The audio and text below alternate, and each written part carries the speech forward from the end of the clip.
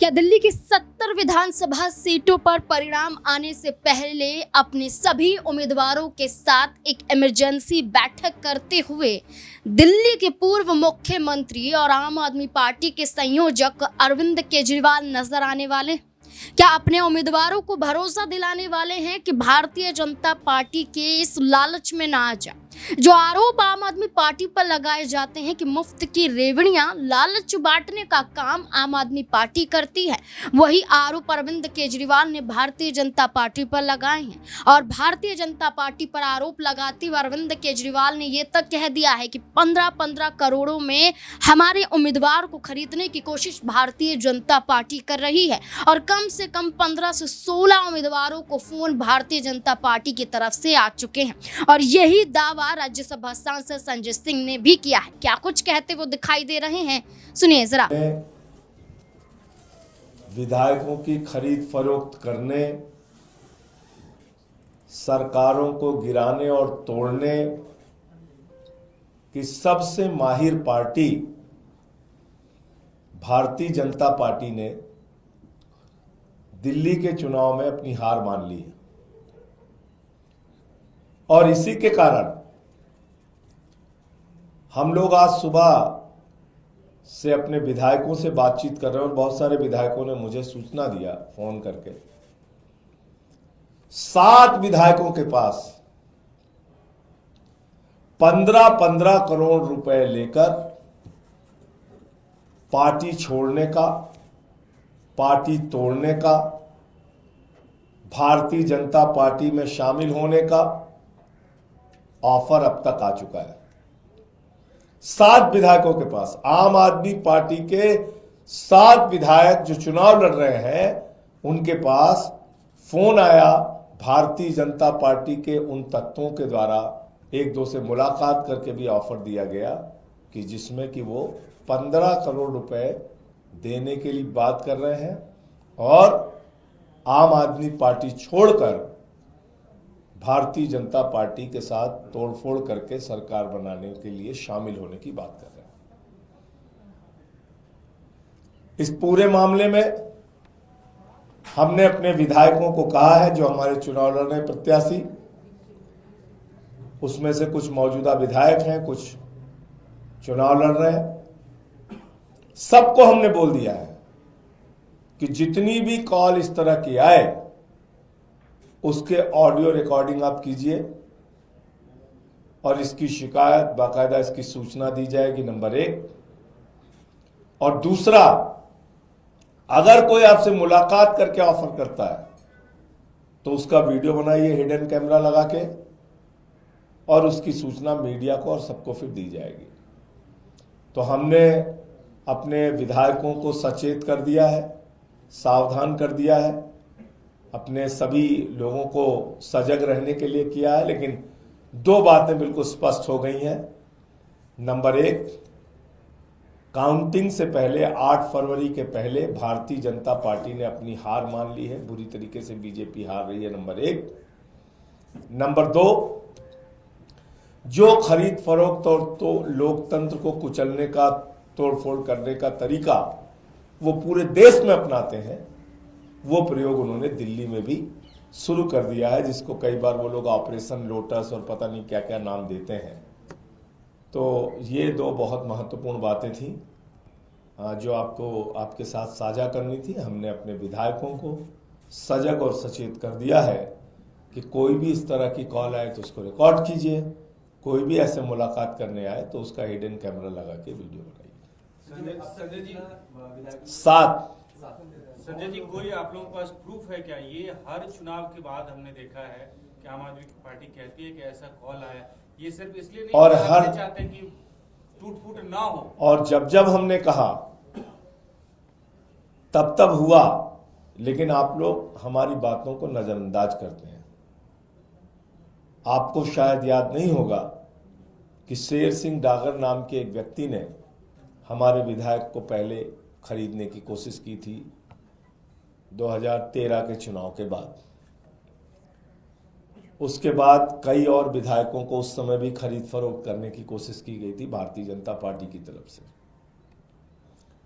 इस प्रकार का प्रयोग बीच बीच में बीजेपी ने किया और 2-4 केसेस में वो सफल भी हुए। पैसे का इस्तेमाल करते हैं, जांच एजेंसियों का इस्तेमाल करते हैं। जिस चीज से भी दबाव बन जाए वो तरीका इस्तेमाल करके विधायकों को तोड़ते हैं। हमारे एमपी तोड़ लिया इन्होंने पंजाब में, दिल्ली में हमारे मिनिस्टर दो इन्होंने तोड़ा, सीमा पुरी का हमारा।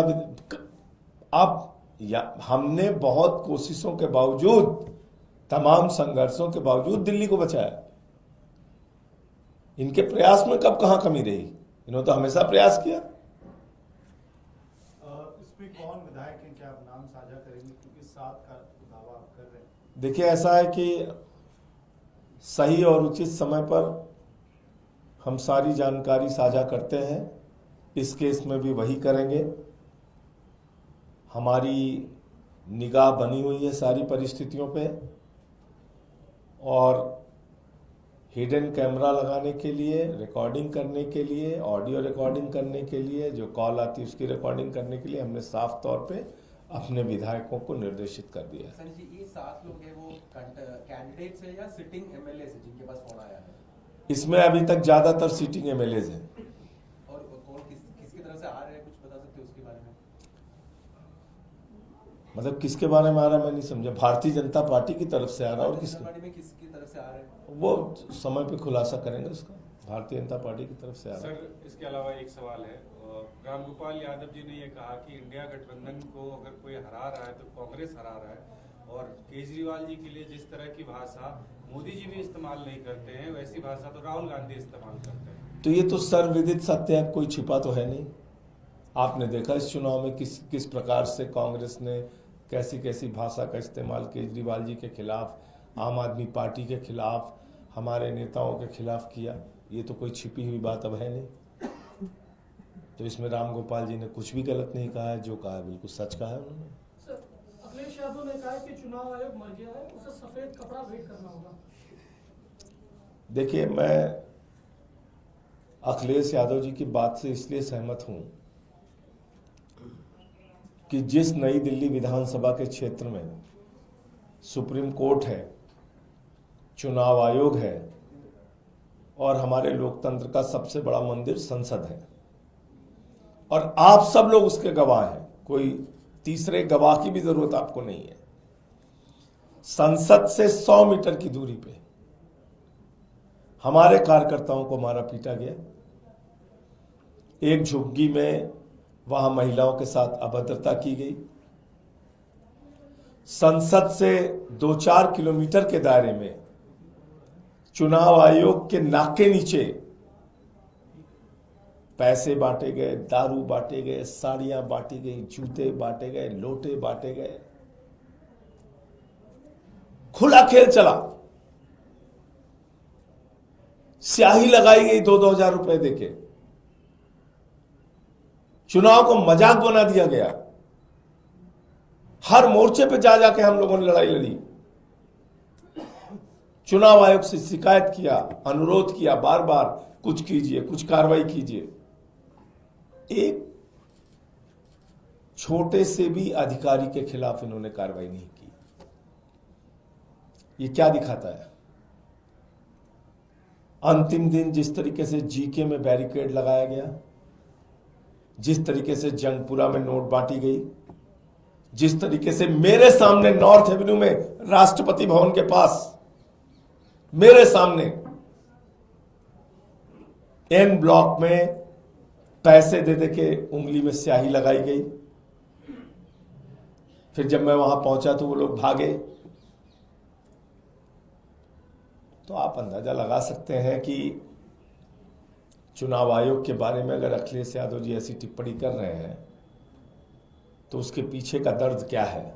संजय सिंह ने भी भारतीय जनता पार्टी पर गंभीर आरोप लगाते हुए ये दावा कर दिया है कि दिल्ली में तो आम आदमी पार्टी की सरकार बनना तय है। अब देखना होगा कि आरोपों के बीच क्या भारतीय जनता पार्टी के समर्थन में एग्जिट पोल का आना क्या माहौल को पलटता हुआ दिखाई देगा? क्या दिल्ली में चौथी बार आम आदमी पार्टी सरकार बनाने में कामयाब हो जाएगी? आपको क्या लगता है? अपनी राय कमेंट सेक्शन में जरूर दें। देखते रहें SPN9 न्यूज़। धन्यवाद।